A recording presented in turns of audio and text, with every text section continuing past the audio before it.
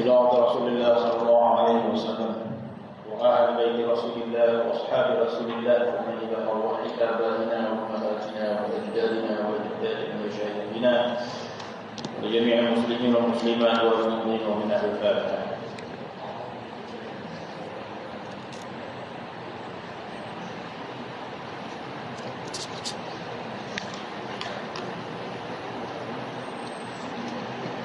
أعوذ بالله من الشيطان الرجيم. بسم الله الرحمن الرحيم. الحمد لله رب العالمين والصلاة والسلام على أشرف الأنبياء والمرسلين سيدنا محمد وعلى آله وصحبه أجمعين. رب اشرح لي صدري ويسر لي أمري واحلل عقدة من لساني يفقهوا قولي. اللهم زدنا علما وفهما وألحقنا بالصالحين آمين يا رب العالمين. Sambungan surat 43 barisan yang ke-7 ke atas.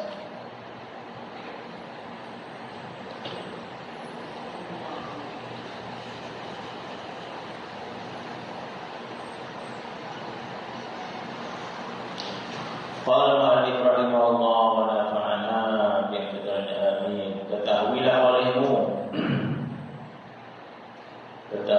olehmu bahwasanya ilmu yang ada padanya lupa ni lalai. Maksud lalai kepada Allah Subhanahu wa taala. Ketahuilah bahwasanya ilmu yang ada padanya lupa dan lalai kepada Allah Subhanahu wa taala. Bahwasanya orang yang jahil lebih baik daripada orang yang mempunyai ilmu yang alim. Masya-Allah, dia kata yang namanya ilmu, tak semua orang berpeluang, tak semua orang ada kemampuan untuk menuntut ilmu. Yang dimaksud di sini ilmu agama. Yang dimaksudkan ilmu agama. Tak semua ada peluang dan tak semua ada kemampuan untuk menguasai ilmu agama. Sama ada kita tak ada peluang, ataupun tak banyak peluang, ataupun kita ada peluang untuk menuntut ilmu tapi gagal untuk faham, pun tak dapat ilmu ni kan.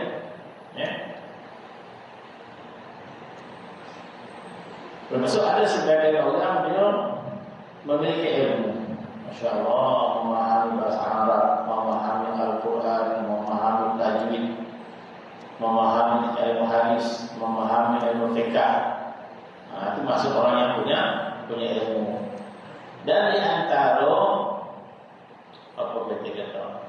di antara dugaan, di antara cabaran orang menuntut ilmu adalah lalai kepada Allah Subhanahu wa taala. Itu cabaran.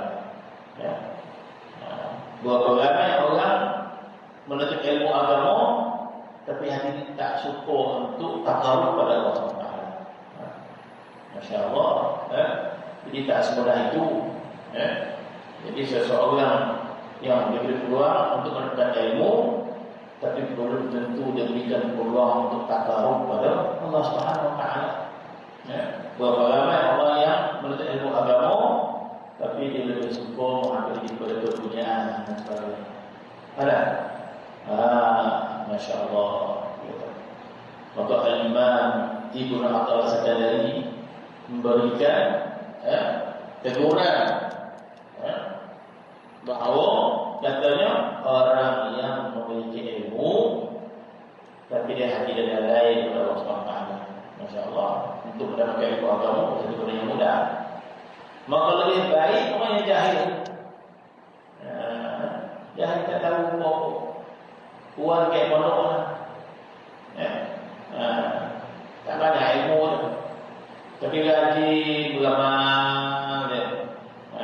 Baca kita Arab tak tahu hati dia. Apa lagi? Tapi dia suka beramal. Baca Quran pun mengerangkak, baca suruh dulu elok mengerangkak apa? Tak apa mengerangkak pun dia baca. Sebab apa? Sebab dia ada kesukaan untuk takaruf pada Allah Subhanahu wa taala. Ini teguran kepada ahli ilmu. Mereka ada kekuatan untuk ilmu, tapi mereka tidak ada kekuatan untuk takaruf pada Allah Subhanahu wa taala. Maka dari imam dua ini, maka kata imam ini menjelaskan dari orang jahil yang ingat Allah lebih baik. Sebab itu dalam ayat tak salah Imam Ghazali menangkalkan hadis man amila bima alima wa sabuqa ilma bima lam ya'lam.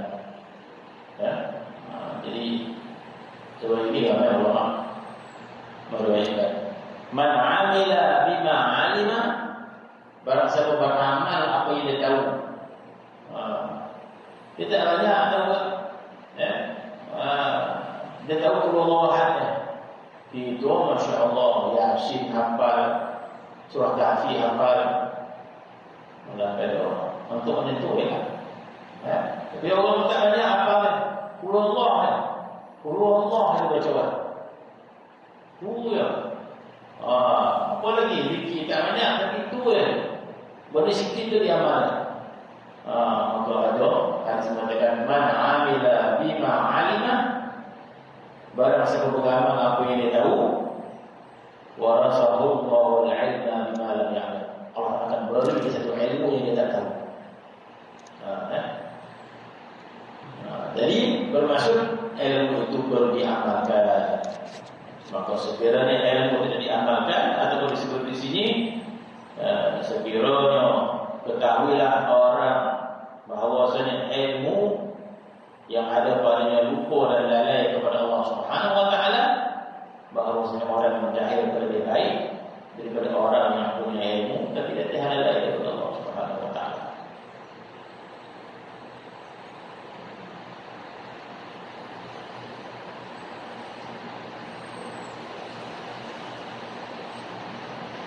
Maka orang jahil lebih baik daripada orang yang punya ilmu yang seperti demikian itu kerana dari asbab pula. Kerana orang jahil itu, jika ada orang mengkhabar akan dia, saya mengikut dia. Mana dalamannya tak bersedia untuk taat, tapi dia tidak banyak ilmu, tapi dia bersedia. Kenapa? Kerana orang jahil itu, jika ada orang mengkhabar akan dia, saya mengikut dia. Maka seorang yang ada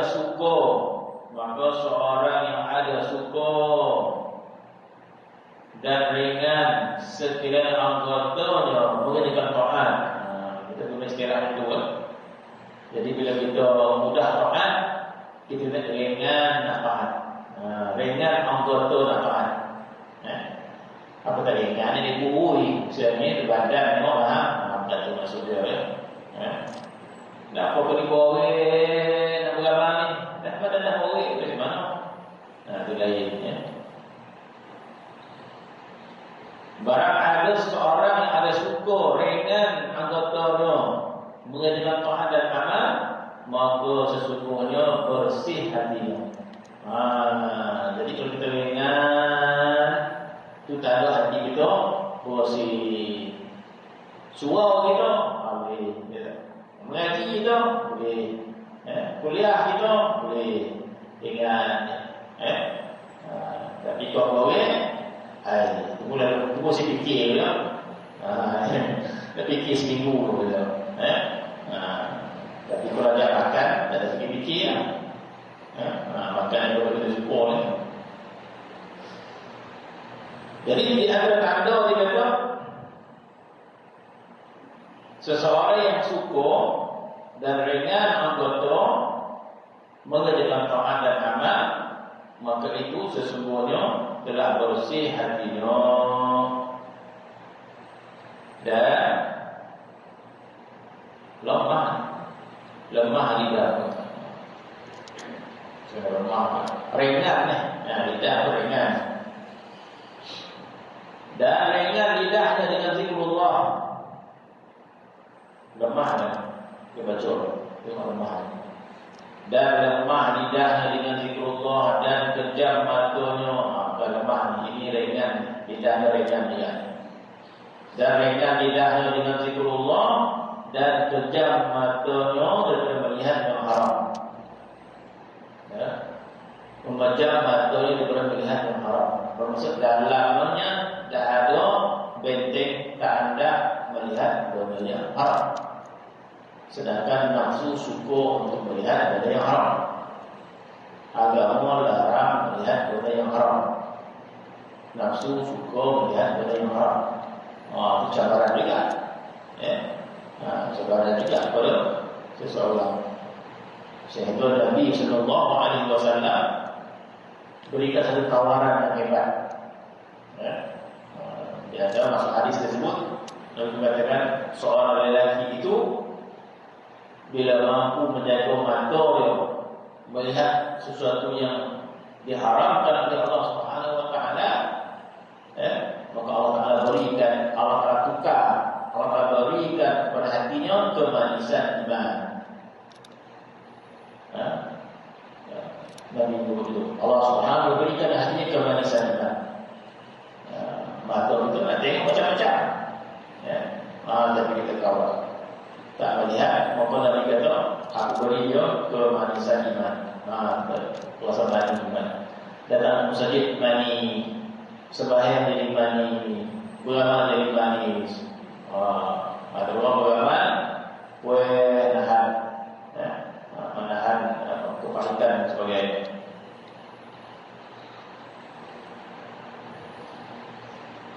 Dan kejam matanya daripada melihat yang haram. Dan suka telinganya mendengar kepada ilmu. Telinga pula suka dengan ilmu. Jadi orang dengan ilmu ni ada tahap. Tahap pertama mujahadah. Dia hendak dengan ilmu, tapi ya Allah boleh dengan pembodoh baru sekali. Allah kata pula tak tahan 50 minit ya. Allah kata cepet lagi. Maka dia mujahadah ilmu. Mujahadah itu tahan pertama lah. Dia hendak, dia belum pandang langsung kan. Dia hendak, tapi tidak merasai keseronokan untuk ilmu ya. Masa saya sekolah dia tu lah datang bukan untuk orang bercakap berapa sedap lah. Tak mengantuk. Contohnya kat mana mengantuk.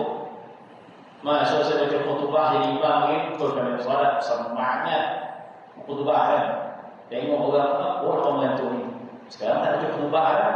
Bawa 3 kali malam tengah khutbah. Baru tahu. Masuk khutbah sedap lah. Khutbah tu ada orang tidur di khutbah kan. Tengok orang apalah Allah khutbah. Bila dah baca khutbah 3 kali tak layak. 3 kali. Jadi orang yang mendengar mesti mujahadah itu orang yang menyampaikan benar kan. Tapi mereka itu begitu, ya. Sehingga ada orang menuntut ilmu itu merupakan kelazatan. Benda yang lazat menuntut ilmu. Masya-Allah. Macam misal lazat makan lah. Kita mesti kasih makan. Penyakit tak ada. Ada sikit ya, ada gaul sikit ya. Yang lain semua boleh. Patah boleh, udang boleh. Selebor pula tajam. Itu pandangan ajaran. Pandangan ajaran. Melakor gitu. Tak masalah. Melakor boleh, berumpu boleh. Sebab apa? Tertarik kan. Seronok. Nak begitu. Dongah dan dari sini pula. Jadi begitu juga. Ada orang diberi kemanisan menuntut ilmu. Ada ilmu mana? Berumpu. Semangat tak boleh. Kalau tak semangat, mana? Berumpu. Baiklah. Kau pondok boleh lah. Jadi jauh misi boleh lah. badan. Tak semuanya.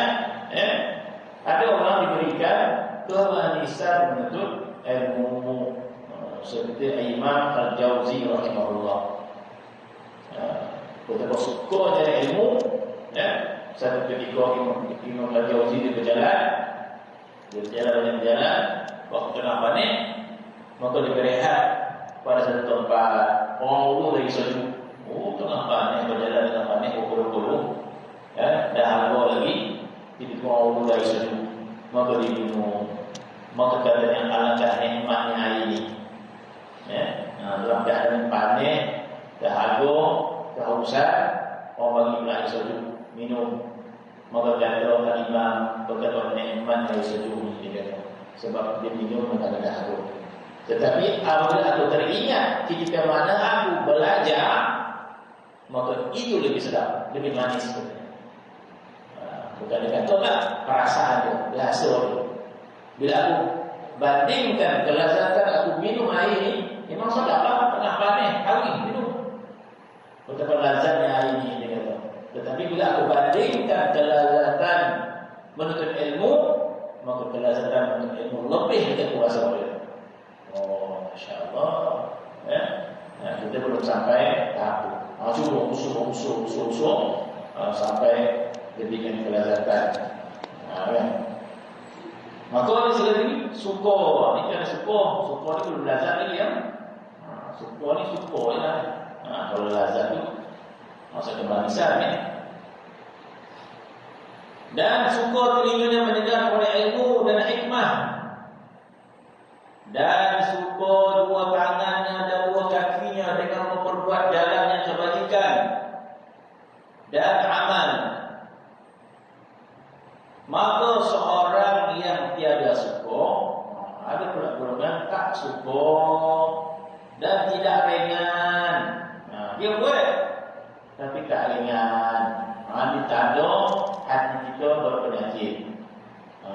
Silalah kita risau.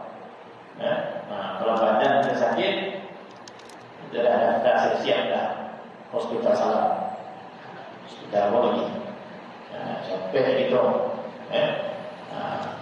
Gula dah naik. Capek tu, tak boleh. Pagi petang siang malam risau. Macam mana nak turun ni? Makan ampun bumi nama. Tu dia apa ni? Seliado dalam daun tu habis kita punya daun apa gitu. Patah sampul je lah. Tak suka gitu kan. Tak suka badan kita berpenyakit. Baru nak tolong jauh sikit. Jauh kita datang ni tak ada beri. Lebih sinar-sinar sikit. Sikit je kan.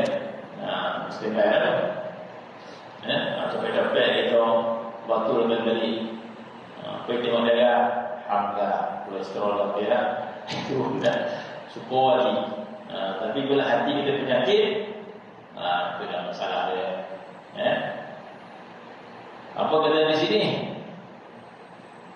Maka apabila orang tiada suka dan tiada ringan anggotanya, itu tak ada penyakit itu. Tak ringan lagi. Bila berjamaah tak ringan lagi. Bila nak sembahyang pun sembahyang buat. Amal kebajikan kita lakukan, tapi tak seringan dahulu. Itu tak ada penyakit. Setengah tubuh badan. Pelajaran tu slow je. Tak ada lagi. Mari laju nampak. Ada dah tu. Ada dah tu. Kita buat apa? Dah boleh. Ada penyakit. Pergi petang siang malam kita impikan bila orang nasihat kali ini, bila nasihat kali ini. Kita risau tentang badan kita, pagi petang siang malam, tak ada kecil lain tu. Pinggang kita, lutut kita, mata kita, kaki kita. Itu yang fikirlah. Hati itu fikirlah. Biar tak yang penting kita makan ada. InsyaAllah mana ilmu dan iman kita tak betul. Sebab tu dia sama ada risau kita sama atau lebih lagi kita risau. Lebih kita sekiranya kita orang yang beriman, sekiranya kita risau tentang akhirat, sekiranya kita risau tentang mahsyar, sekiranya kita risau tentang mahsyar, maka risau tentang hati lebih kita risau tentang lutut kita, pinggang kita, mata kita, perut kita. Betul. Itu biasanya. Kalau kita berkata Allah dia tentang hati kita, iman kita lemah. Kita lebih risau tentang hidup dunia yang sementara. Allah Subhanahu wa taala dalam Quran terdapat banyak ayat yang menceritakan huru-hara pada mahsyar. Yauma la yanfa'u malun wala banun. Yauma ini hari ini maksud hari akhirat pada mahsyar. Yauma la yanfa'u. Hari akhirat itu hari yang tidak manfaat mal. Hari akhirat itu hari yang tidak manfaat harta. Wala banun, anak-anak tak manfaat. Yauma la yanfa'u malun wala banun illa, kecuali yang manfaat man atallah, barang siapa bertemu dengan Allah biqalbin salimin. Kecuali orang yang datang bertemu Allah dengan hati yang salim. Salah satu tanda hati yang salim, ringan untuk taat, suka untuk taat, apatah lagi lebih dari itu, rasa lazat dengan taat. Ini tanda hati kita begitu sehat. Tak kesuka kita macam kita sehat badan, alhamdulillah, gula dah turun dah 7, sanum ya. Risau lah. Gula dah turun, kolesterol dah turun, gaut dah tak ada. Sanum kita letak hadapan tu, tak ada takut dengan orang ke, apa udang ke, tak ada masalah letak. Teh tarik pun tak takut dah. Sekarang dengan teh tarik dengan nori dengan sebelum ni sampai dulu kan tak takut dah. Sebab kita dah sehat kan. Jadi hati yang sehat itu apa dia? Tanda dia ringan, suka. Atas pada tu tak selazat. Oh, itu malah sangat sehat. Sebenarnya yang penyakit berat, buat tapi berat. Allah Subhanahu wa taala sebut dalam Quran hati yang berpenyakit apa? Apa Allah Taala kata? Wa idza qamu ila sholati qamu kusala. Kata Allah Taala. Itu tanda wa idza qamu ila sholati qamu kusala. Jadi tanda-tanda penyakit munafik dalam hati kita.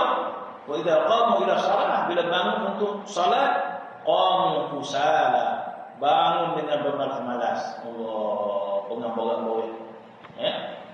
Wa inna hadza kabiratun, sembahyang tu besar berat, illa 'ala orang yang khusyuk. Itu biasanya. Bila kita melakukan ketaatan, rasa boleh bertapi-tapi boleh. Bukan sekadar boleh beramal tu, itu tanda hati kita berpenyakit. Bila hati kita berpenyakit, salin dia kurang. Bila kurang salin dia, Allah Taala dah sebut dah dalam Al-Quran, itu bermasalah di padang mahsyar sekiranya kita bawa hati yang tidak salin, kata Allah Subhanahu wa taala. Maka tanda dia apa sini? Dan sebaliknya dikata, maka seseorang yang tiada suka dan tiada ringan segala anggotanya mengerjakan demikian itu, maka jadilah keras hatinya. Hatinya kowe. Dalam Al-Quran ada ayat-ayat mengenai hati yang keras ini. Hendaklah kita risau, lebih lagi kita nak risau tentang tubuh badan kita ni. Sepatutnya. Kita risau tubuh badan kita sebab kita nak guna dekat dunia ni. Sebab tu kita risau. Memang patutlah risau. Risau tentang kaki kita. Sebab apa? Sebab kita nak guna dekat dunia. Tapi dunia ini sementara. Sebenarnya akhirat tu lebih jauh. Jadi kita memerlukan kesihatan yang lain. Kalau di dunia ini kita risau, sebab itu kita memerlukan kesihatan tubuh badan kita. Akhirat itu lebih jauh lagi. Maka akhirat itu memerlukan kesihatan kepada ruh dan hati kita. Ruh kita perlu sihat. Maka bila tak sihat, apa dia? Maka hati itu keras katanya. Hati itu keras. Apa tanda hati keras? Tak suka, tak ringan lagi beramal katanya. Seorang yang tidak suka dan tidak ringan anggota demikian itu, maka jadilah keras hatinya. Hatinya keras. Allah Ta'ala sebut dalam Quran, summa qasat qulubuhum min ba'di dzalika fahiya kal hijarah. Kemudian hati menjadi keras, kata Allah Ta'ala. Summa qasat qulubuhum. Kemudian keras hati orang itu. Fahiya kal hijarah. Macam batu, kata Allah Ta'ala. Au asyaddu qaswah. Ataupun lebih keras daripada batu. Allah Ta'ala sebut dalam Al-Quran, hati kita boleh jadi keras macam batu, bahkan lebih koreh lagi berbatu. Bila hati itu lebih koreh daripada batu, kenapa? Sebab batu ni, kata ulama, bila kita titik air, letak batu ke paip air tu, kita buka, biar dia menitik. Air paip tu kita buka dia menitik, letak batu bawah tu, biar sebulan menitik.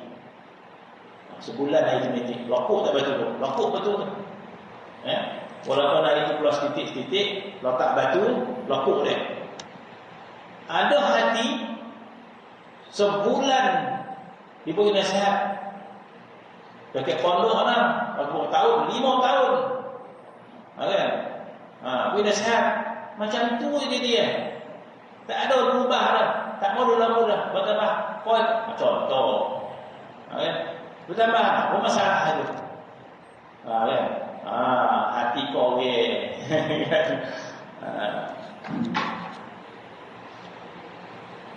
maka jadilah keras hatinya dan lidahnya dan yang lainnya, dan kuat syahwatnya.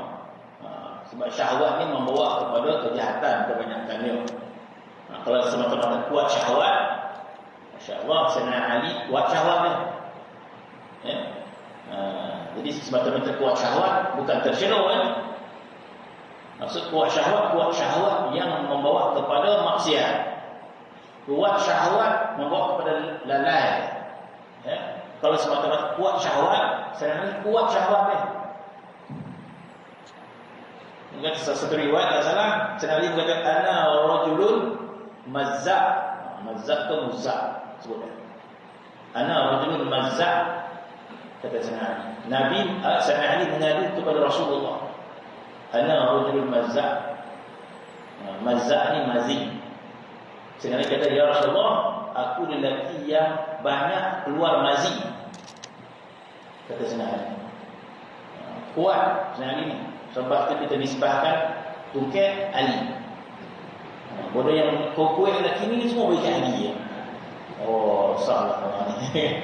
Tahulah mudah-mudahan dapat pahala apa. Cara ni lelaki yang gagah. Ali Mazi dia keluar sentiasa. Macam mana nak sembahyang? Maka dah diajar Sayyidina Ali. Maka dengan masalah yang berlaku Sayyidina Ali, maka keluar hukum fikah. Jadi isu berlaku pada para sahabat pada macam-macam isu. Para sahabat minum arak pun ada. Jadi semua itu untuk apa? Untuk panduan hukum kepada kita. Jadi dengan bagaimana sahabat yang minum arak, maka ditangkap, dikenakan sebatan hukum had. Jadi orang belakang pun tahu zaman Nabi dah ada hukum sebatan. Jadi Sayyidina Ali maka sentiasa keluar masjid dia kuat syahwat. Ngadu kepada Rasulullah, maka Rasulullah kata, "Dah, macam mana nak sembahyang? Air masjid ni najis. Nak sembahyang macam mana?" Nabi ajar satu persatu. Dah basuh dulu, tunggu masuk waktu, basuh, ikat, sembahyang. Maka jadilah hukum kepada kita ni bukan jenis kuat syahwat tak, tapi jenis penyakit. Air koncing kaktus keluar, itu terbalik pula, itu tak ada lomah. Agaklah kan. Jadi kiaskan qadiyah. Saya tak dapat nak sembahyang lah sentiasa tak bersih. Macam Sayyidina Ali lah. Tak koncing kaktus. Tak ada lomah. Jadi dikiaskan lah. Orang koncing kaktus macam mana sembahyang? Ambil wudu keluar balik. naik tangga dah keluar dah. Ya. Batuk dia dah keluar. Bersin dia keluar. Gimana tu? Maka kiaskan permasalah sana Ali dia kata. Tunggu masuk waktu, basuh, ikat, ambil wudu, mayang. Jadi syahwat dia syahwat yang tercela, dan yang lain kuat syahwatnya, syahwat yang tidak baik, dan suka berhimpun dengan manusia. Ini panjang dia perbahasan dia. Ada pun seterusnya syahadat wallahu ta'ala ala. Ini saja seperti ini. Tapi ada hal nak lain. Bismillahirrahmanirrahim. Alhamdulillahirabbil alamin wassalatu wassalamu ala asyrofil anbiya'i wal mursalin wa ala alihi wa sahbihi ajma'in wa sallallahu alaihi wa sallam.